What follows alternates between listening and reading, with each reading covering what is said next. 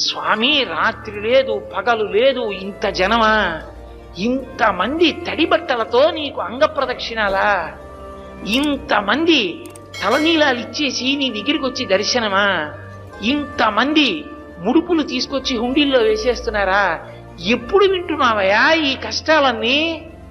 కళ్ళందుకే ఇలా నామాలు పెట్టేసుకుని నిద్రాముద్రాం నిఖిల జగతి రక్షణే జాగరూకం అని దక్షిణాయనంలో పడుకున్నవాడు ఆంతరంగంలోకి చూసినట్టు వచ్చే వాళ్ళ మనస్సులు చూస్తాడు.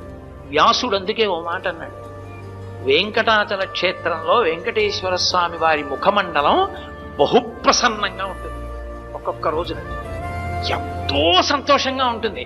అర్థం ఏమిటో తెలుసా? కొండ మీదకి ఎవరో ధార్మికులు వచ్చారని గుర్తు. ధర్మమునందు విశేషమైన అనురక్తి ఉన్న వాళ్ళు కొండ మీదకి వచ్చారనుకోండి, ఆ రోజు మురిసిపోతాట, రే ఒక్కడు వచ్చాడు